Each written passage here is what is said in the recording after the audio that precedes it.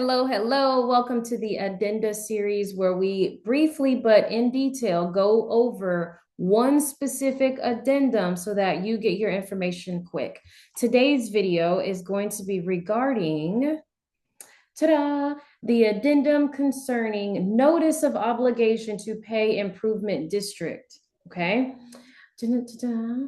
Now, here's the deal. First, I want to explain what a PID or a pay improvement district is. This could be a MUD, a PUD, any type of improvement district. Now, what an improvement district is, this is when a developer of any kind takes rural land and brings in some type of improvement. So if you've ever seen one of those mega complexes where there's a whole bunch of builders, and they have parks and swimming pools and walking trails, and they're planting trees everywhere. There's soccer fields and basketball goals, and it just keeps on going, keeps on going, keeps on going. They did not just improve the land by putting individual structures on it, they also improved the land by putting amenities around it as well. That is a full-blown PID, okay? A public improvement district, which is going to be an amount of money that it costs that developer to put all of this extra stuff in. It does not have to be all of those things. It can literally just be the one walking trail that you see. It could literally just be dog parks and no swimming pools. If there's any other improvements other than just the single family homes that are in that development, that is going to be an improvement district. And what it is just a big hub of money that it costs to put in all the extras. And instead of putting that in a loan, then what that developer is doing is taking that big lump sum of money and dividing it by the homes that are being built. And that's an additional tax that homeowner, after they buy the house, is paying over 20, 25, or 30 years.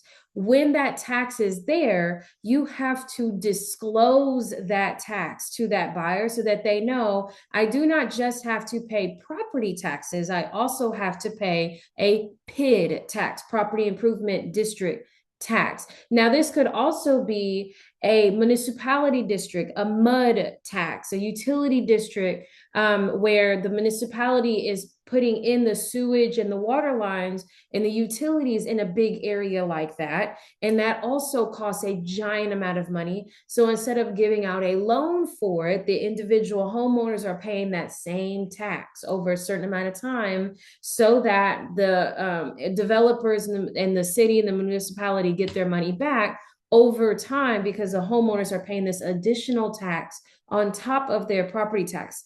You could also see a PUD tax, private utility district. So instead of the city putting the municipality, instead of the municipality putting in the utilities around, it's a private company or a private owner that has access to their own utilities, like a small water company or a small sewage company or a small utility company of any kind. If they come in and put in the utilities, again, there's this big lump sum of money that it costs to do that. So they get their money back over time, 20, 25, 30-year tax that they add on to the property. And it's paid as an assessment along with the property taxes every year. So what you're putting on this document is the name of the municipality or county that's adding the tax, where the tax is, the name of the municipality, and that kind of information. You're not putting the amount of money on here. No other information outside of who is charging the tax, so that the lender's title company and the buyer, everyone can go and look for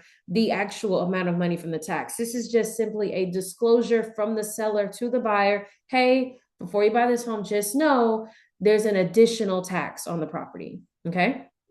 I hope this helps. Thank you so much. See you later.